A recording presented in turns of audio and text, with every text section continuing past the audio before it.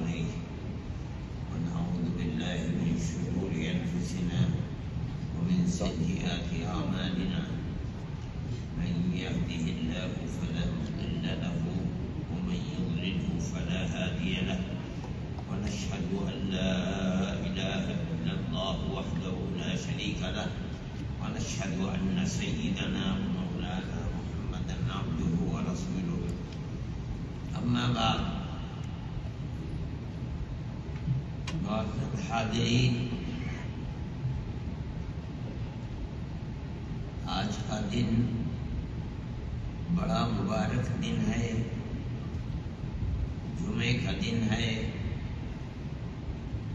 اور جمعے کے دن کی کچھ خصوصیات ہیں۔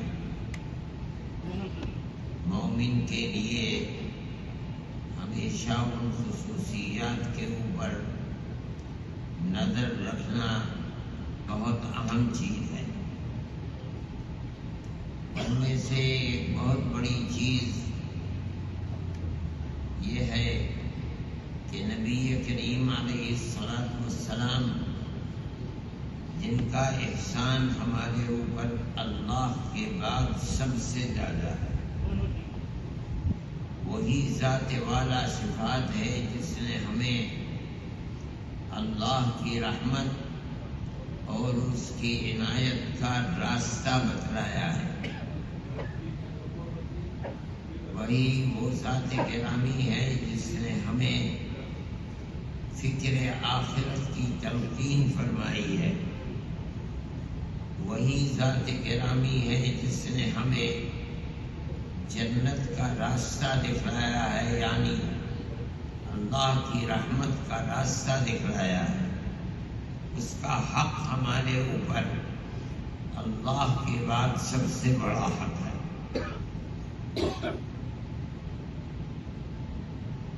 اس نے اس دن کے بارے میں خصوصیت سے ایک بات اپنی امت کے لیے فرمائی ہے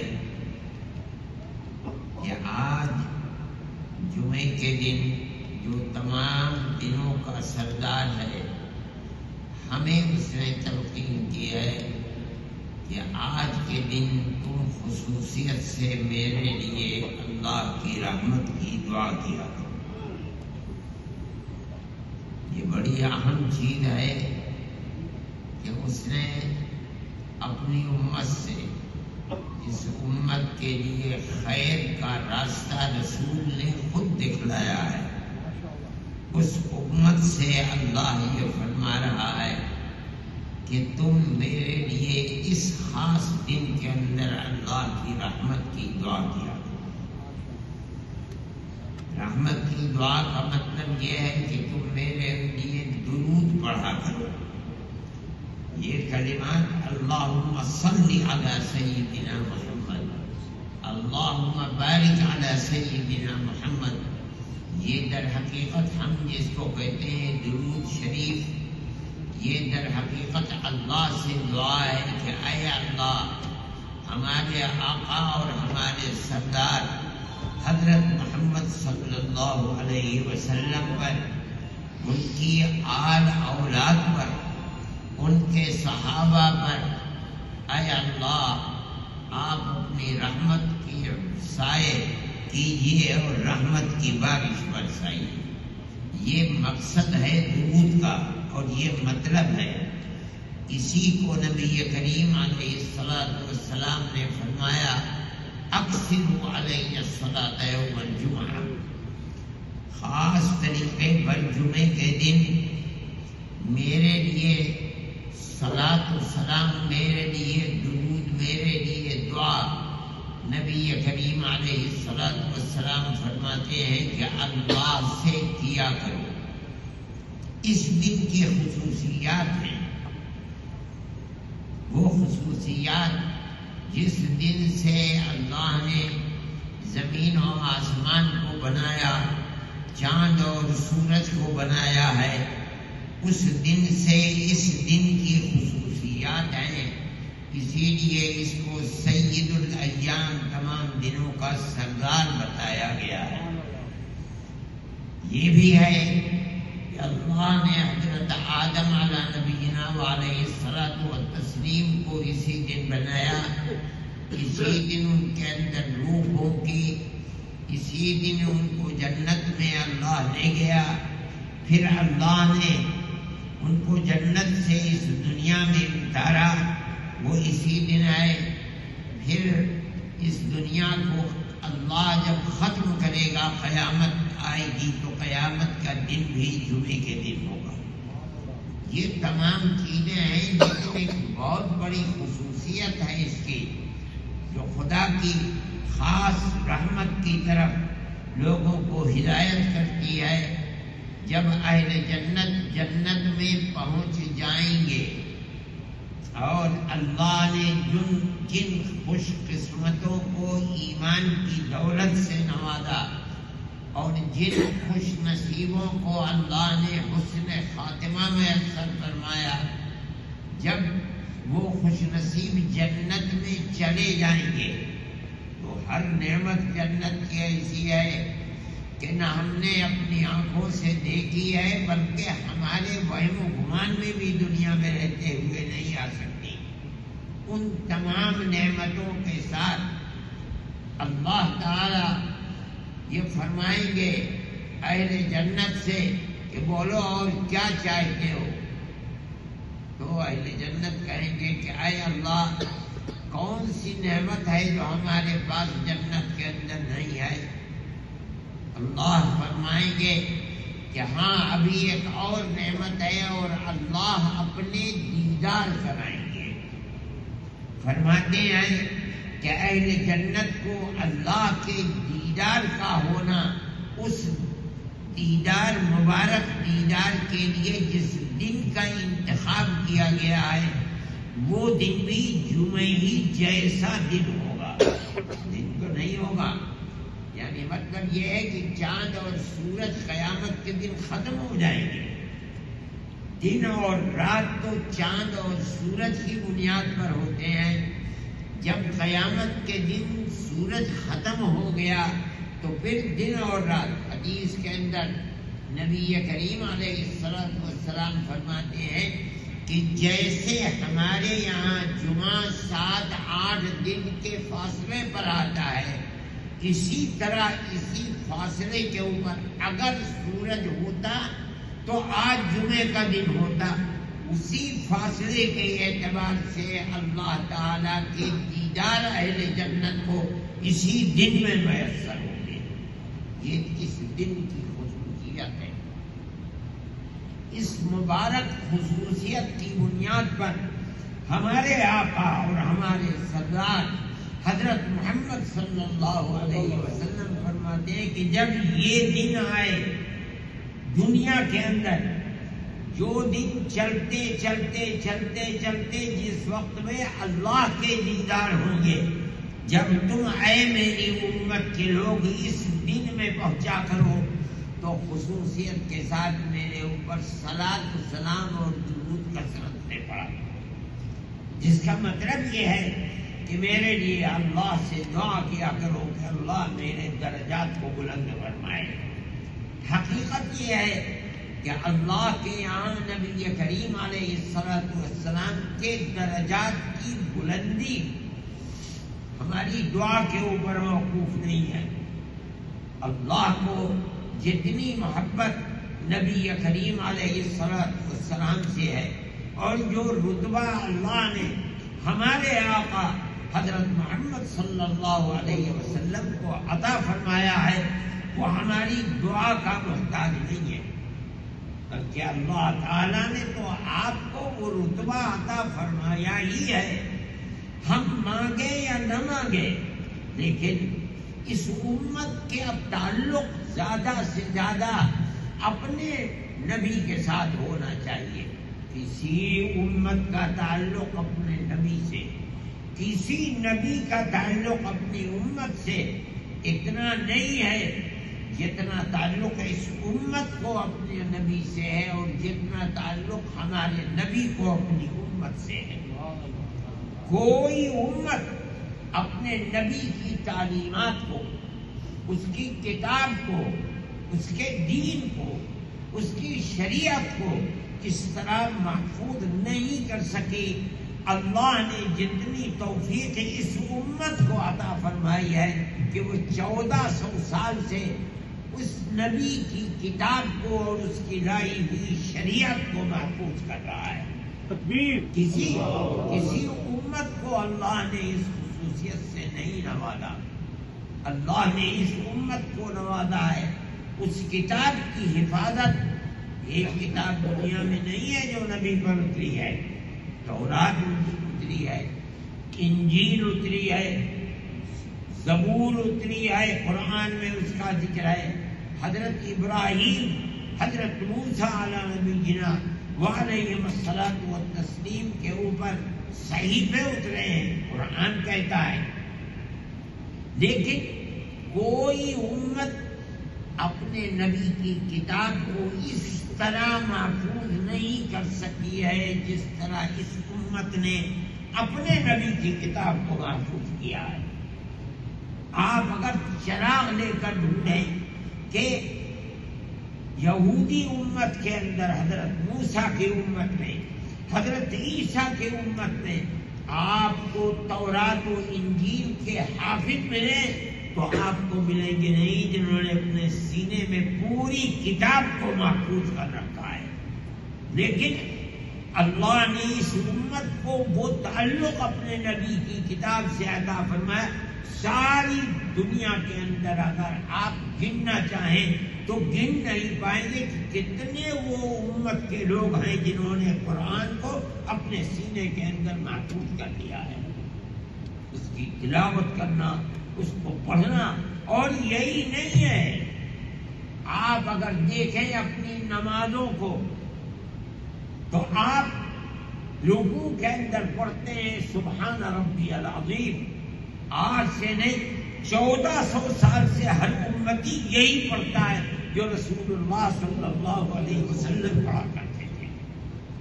آپ اگر سجدے کے اندر سبحان ربی الاعلیٰ کہتے ہیں، یہ وہی الفاظ ہیں جس کو 1400 سال پہلے نبی کریم علیہ السلام اپنے سجدے کے اندر پڑھا کرتے تھے۔ آپ اگر قرآن پڑھتے ہیں، ایک ایک حرف وہی ہے جس کو 1400 سال پہلے ہمارے آقا حضرت محمد صلی اللہ علیہ وسلم پڑھا کرتے تھے۔ یہ تعلق ہے کہ ہماری عبادتیں، ہمارا قرآن، ہماری نماز آپ جس طرح پڑھا کرتے تھے، آپ اپنے ہاتھوں کو اٹھاتے تھے، آج تک ہر مسلمان اسی طرح اپنے ہاتھوں کو اٹھاتا ہے۔ آپ رکوع کیا کرتے تھے، آج تک ہر مسلمان اسی طرح رکوع کرتا ہے۔ آپ جس طرح سجدہ کیا کرتے تھے، ہر مسلمان چاہے دنیا کے کسی ملک میں چلے جائیے اسی طرح سجدہ کرتا ہے۔ یہ اس امت کا تعلق جناب رسول اللہ صلی اللہ علیہ وسلم سے، کسی امت کا تعلق اپنے نبی کے ساتھ ایسا مضبوط نہیں ہے جیسا مضبوط اس امت کا تعلق ہے۔ اسی لیے قیامت کے دن جب شفاعت کا موقع ہوگا، کوئی نبی اپنی امت کی شفاعت اس طرح نہیں کر پائے گا جس طرح نبی کریم علیہ السلام ہماری یعنی اپنی امت کی شفاعت فرمائیں گے۔ ایک بہت عجیب و غریب چیز ہے کہ شفاعت نبی کریم علیہ السلام نے فرمایا کہ تمام امتیں، کتنے لوگ جن کی گنتی آج نہیں ہو سکتی ہے، سب پریشان ہو گئے قیامت کے دن کہ بھائی کسی طرح حساب و کتاب شروع ہو جائے، ہم اس مصیبت سے انتظار کی نکل جائیں۔ اللہ ان کے دل میں ڈالے گا، چلو اپنے باپ آدم کی طرف چلو، سب سے پہلے نبی ہیں، ان سے جا کر کے کہو۔ جائیں گے، ٹکا سا جواب دے دیں گے، آج اللہ کو اتنا غصہ ہے، میری ہمت تو ہے نہیں، مجھ سے منع کیا تھا جنت میں اس درخت کے پاس نہ جانا، لیکن مجھ سے غلطی ہو گئی، میں تمہاری شفاعت کے لیے جاؤں گا۔ اگر اللہ نے مجھ سے کہہ دیا کہ آدم ذرا اپنا حساب و کتاب تو دے دو، تو میں کیا کروں گا؟ میں نہیں جاؤں گا۔ جاؤ نوح کے پاس چلے جاؤ، نوح کہیں کہ جاؤ ابراہیم کے پاس چلے جاؤ، ابراہیم کہیں کہ موسیٰ کے پاس چلے جاؤ، موسیٰ کہیں کہ عیسیٰ علیہ نبینا وعلیہ الصلوات والتسلیم کے پاس چلے جاؤ، اور وہ کہیں کہ جاؤ کوئی کر سکتا ہے تو محمد کر سکتے ہیں، محمد کے پاس جاؤ علیہ الصلوات والسلام۔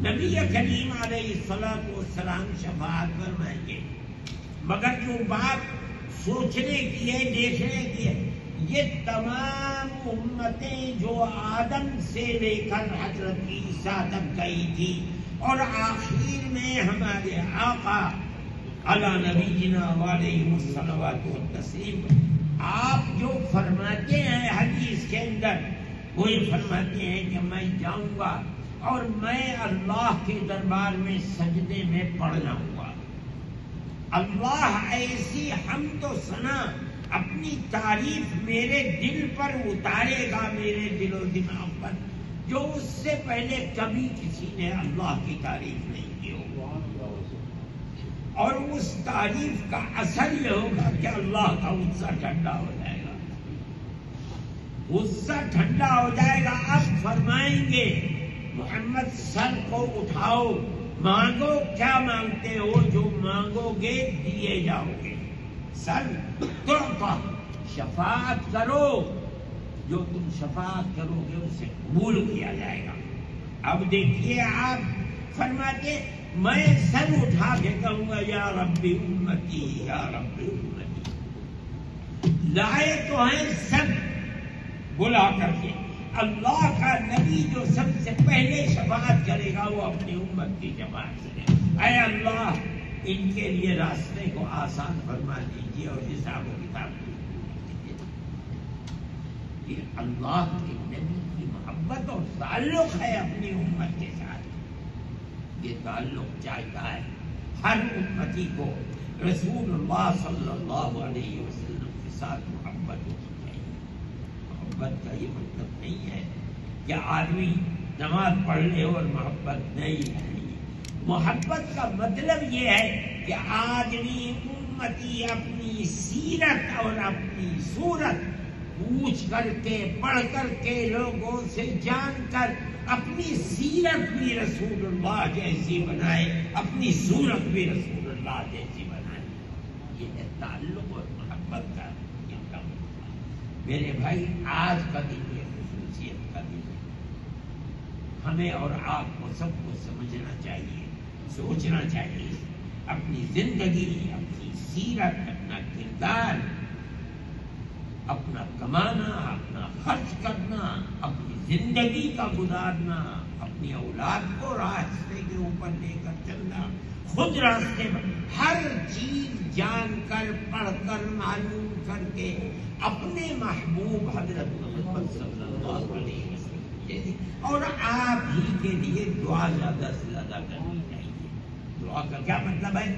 صلاۃ والسلام، درود، اللہم صلی علی سیدنا و مولانا محمد، اللہم بارک علی سیدنا و مولانا محمد۔ اس کا ایک بہت بڑا فائدہ دنیا کے اندر جو کل قیامت کے دن ملے گا وہ تو ملے گا، اس دنیا کے اندر تجربے کی بات یہ ہے کہ جو کثرت سے آپ پر درود بھیجتا ہے اس کو خواب کے اندر اس دنیا میں نبی کریم علیہ السلام کے دیدار محبت پیدا ہوتی ہے دل کے اندر، اور یہ محبت کل قیامت کے دن آپ کی شفاعت کا ذریعہ بنے گی۔ میرے بھائی، میں نے یہ بات کہی، یہ میری کوئی بات اپنی طرف سے نہیں ہے، یہ سب نبی کریم علیہ السلام کے فرمودات ہیں۔ مجھے یہ پتہ چلا ہے کہ مسجد کی تعمیر ہو رہی ہے، اس کے اندر مسلمانوں کو حصہ لینا چاہیے، یہ خدا کا گھر ہے، جنت کے لیے ایک بہت بڑا ذریعہ ہے۔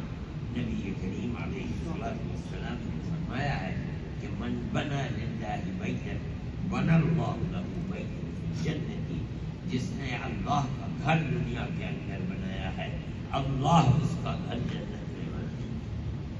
یہ کوئی ضروری نہیں ہے کہ ہر آدمی پوری ہی مسجد بنائے، جتنا بھی حصہ اس کے لیے لیکن ہے اپنی کمائی میں سے، حلال کمائی میں سے اس کو نکالے، بنائے. یہ چیز کل قیامت کے دن اس کے لیے جنت میں ایک بہترین ٹھکانے کا سبب بن جائے گی. اللہ کے یہاں قبولیت ہوتی ہے. نبی کریم علیہ السلام جب مدینہ منورہ میں تشریف لائے ہیں تو آپ کے اوپر جو ایمان لانے والے چند لوگ تھے مدینہ منورہ میں، وہ سب بتوں کی پرستش کرنے والے تھے. اوس اور خزرج قبیلے کے لوگ تھے. انہوں نے، ان کے پاس کوئی مسجد نہیں تھی. آپ سب سے پہلے جو لوگ گئے ہوں گے وہ جانتے ہیں مسجد قباء ہے. آپ مدینہ منورہ میں آنے سے پہلے قباء محلے کے اندر چند دن رکے ہیں. وہاں مسجد نہیں تھی. مسلمان اور مسجد نہ ہو، اس لیے رسول اللہ نے سب سے پہلی مسجد ہجرت کے بعد وہاں بنائی. اور حدیث میں آتا ہے کہ سب سے پہلا پتھر نبی کریم علیہ السلام نے اپنے مبارک ہاتھوں سے رکھا اور دوسرا پتھر حضرت ابوبکر صدیق رضی اللہ تعالیٰ عنہ نے اپنے ہاتھوں سے رکھا ہے. پھر وہاں سے جب آپ مدینہ منورہ آئے ہیں تو مدینہ منورہ میں بھی مسجد نہیں تھی. آج وہ مسجد جو خوش بخت جاتے ہیں مدینہ منورہ اور اس مسجد میں، مسجد نبوی میں، حرم مدنی کے اندر جا کر نماز پڑھتے ہیں، اس مسجد کو نبی کریم علیہ السلام نے ہجرت کے بعد دوسری مسجد بنایا. پہلے قباء کے اندر اور دوسری مسجد یہاں ہے. اس مسجد کو بنایا اور پھر جب تک آپ دنیا میں تشریف فرما رہے آپ اسی مسجد میں نماز پڑھاتے رہے. اور آج اسی مسجد کو پڑھایا گیا تو آپ کی مبارک اب جو اتنی اہم چیز ہے کہ محدثین فرماتے ہیں کہ وہ زمین کا ٹکڑا جس نے آپ کے مبارک جسم کو اپنی گود میں لے رکھا ہے، اس کا مقام بیت اللہ کی در و دیوار سے زیادہ ہے. اس جگہ کے اندر نبی کریم علیہ السلام آرام فرما رہے ہیں اور دنیا چاہتی ہے تو وہاں کھڑے ہو کر آپ کو درود اور صلاۃ و سلام کی بارش کرتی ہے آپ کے اوپر. میرے بھائی، مسجد کا مقام بہت بلند ہے. اس لیے جس کے ہاتھ کے اندر جو کچھ ہے، چاہے تو ویسے ہی کرنا ہو، چاہے وہ روزانہ کماتا ہے 10 روپیے، اس میں سے 1 روپیے آنے کم سے کم جو دے سکتا ہے مسجد کے لیے دے. اور موت کے بعد اسے پتہ چلے گا کہ جو اس نے چند کوڑی خرچ کیے تھے اللہ کے یہاں، اس کا مقام کیا ہے. پتہ بھی نہیں ہوتا کہ وہ دنیا میں اس نے جو کیا ہے اس کا پھل کیا ملے گا، لیکن ملے گا اور بہت بڑا پھل ملے گا. اللہ ہماری خدمت کو قبول فرمائے اور ہمیں زیادہ سے زیادہ اپنے گھر کی خدمت کی توفیق عطا فرمائے اور ہمیں زیادہ سے زیادہ اپنے آقا اور اپنے محبوب حضرت محمد صلی اللہ علیہ وسلم پر زیادہ سے زیادہ صلاۃ و سلام اور درود پڑھنے کی توفیق عطا فرمائے. صلی اللہ تعالی علی خیر خلقہ سیدنا محمد وعلی آلہ واصحابہ.